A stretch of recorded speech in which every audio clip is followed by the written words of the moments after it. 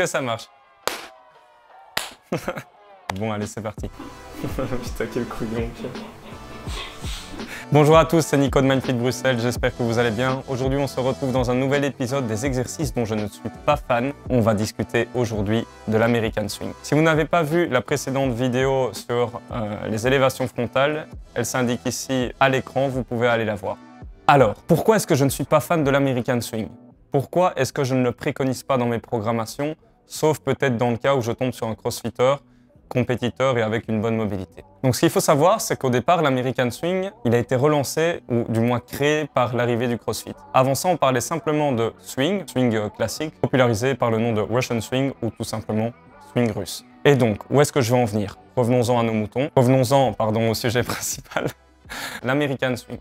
Eh bien, si on compare les deux mouvements entre le swing russe, swing classique, et l'American Swing qui nous vient du CrossFit, la première question qu'il faut se poser, c'est lequel va me permettre de soulever la charge la plus lourde possible. Vous l'avez deviné, c'est sans doute le Russian Swing ou le swing russe. La deuxième chose sur laquelle j'ai des difficultés, pas nécessairement des difficultés mais des incompréhensions, pourquoi est-ce qu'on fait des swings? Si on compare l'American Swing et le Russian Swing, la base du swing, c'est travailler l'extension de la hanche. C'est solliciter au maximum la chaîne postérieure. La chaîne postérieure composée notamment des ischio-jambiers, des fessiers, des lombaires, etc.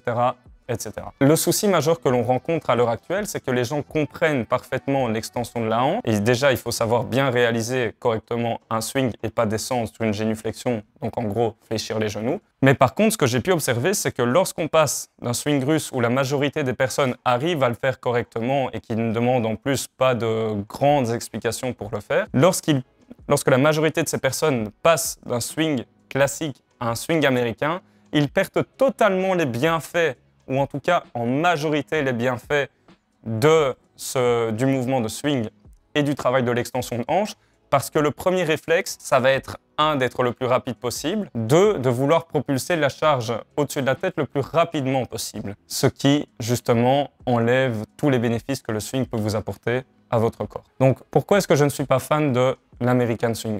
La première chose que je préconise en tant que coach, c'est le développement de la force. Alors qu'on s'entende bien, le développement de la force, ça ne veut pas dire nécessairement faire des swings à 70 kg, faire des squats à 300 kg ou des soulevés de terre à 400 kg. Non, ce n'est pas ça. Mais si aujourd'hui vous rencontrez des difficultés pour arriver en haut de vos escaliers, c'est que forcément vous devez probablement retravailler votre force et votre système cardiovasculaire. Et c'est justement là-dessus que je m'attarde. Le principe de l'American Swing, c'est effectuer un mouvement de balancier et projeter la kettlebell au-dessus de la tête avec la boule en fonte qui regarde vers le plafond. Contrairement à un swing classique, popularisé par le terme swing russe, où le but est de s'arrêter plus ou moins à hauteur de la ceinture, voire du menton en fonction de certains standards. Mais alors, pourquoi est-ce que je ne suis pas fan du swing américain ou de l'American Swing ou même du US Swing, peu importe le terme qu'on emploie? Eh bien, en tant que coach préconisant le développement de la force, en comparaison avec le swing russe, quel est selon vous le mouvement où on portera la charge la plus lourde possible? Swing américain ou swing russe? Vous l'avez deviné, c'est le swing russe. Et pourquoi est-ce que je ne suis pas fan de l'American Swing? Eh bien, il faut d'abord comprendre pourquoi le swing est sollicité dans les programmations en ligne ou dans les coachings en one-to-one. Le but du swing, à la base, c'est favoriser l'extension de la hanche, le travail des appuis et le développement de la chaîne postérieure. Ischio, fessier, lombaire, pour ne citer que ça. Dans la majorité des box de CrossFit que j'ai visitées ou dans les compétitions auxquelles j'ai assisté, dans la majorité des cas, ce qu'on retrouve, c'est ceci qui s'affiche à l'écran. C'est-à-dire qu'en gros, le mouvement de balistique est presque inexistant ou fortement réduit pour projeter la charge au-dessus de la tête. Et en plus de ça, le travail des appuis est fortement délaissé parce qu'on finit principalement sur la pointe des pieds, chose qui n'est pas préconisée sur un swing classique. Il y a maintenant un test qui s'affiche au niveau de votre écran. Le premier test consiste à se mettre en décubitus ventral, en fait tout simplement sur le ventre, à même le sol, où vous allez avoir vos hanches qui collent le sol, les pieds également, et la tête en position neutre. Vous allez positionner vos bras un tout petit peu plus large que la position des épaules, et vous allez essayer de lever vos bras sans amener de compensation au niveau de la poitrine, ni en creusant le dos.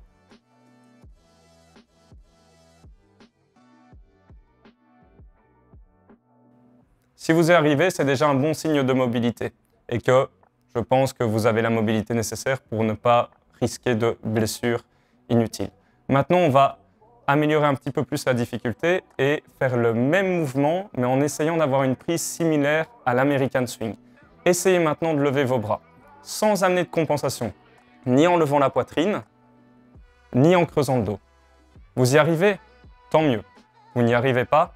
Ça veut tout simplement dire peut-être que le mouvement d'American Swing n'est pas bon pour vous et que vous devez alors passer sur un Russian Swing qui sera beaucoup plus safe, donc beaucoup plus sécurisé pour vous, mais en plus de ça, qui aura de meilleurs bénéfices, notamment sur l'extension de la hanche. N'oubliez pas une dernière chose, c'est que le swing est un mouvement de base qui doit ensuite vous amener vers l'apprentissage du clean et du snatch, pas de l'American Swing.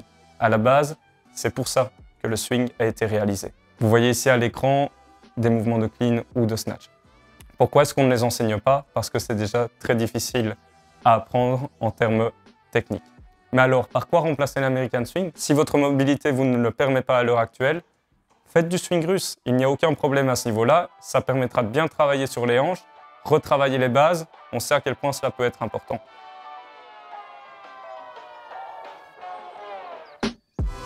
Ok, c'est tout pour aujourd'hui. Merci d'avoir regardé la vidéo. N'oubliez pas également de vous abonner et de me laisser un commentaire ainsi qu'un petit pouce bleu, ça fait toujours plaisir. N'hésitez pas à me dire si cette vidéo vous a plu, partagez au maximum.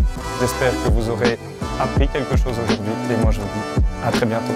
Merci, bye.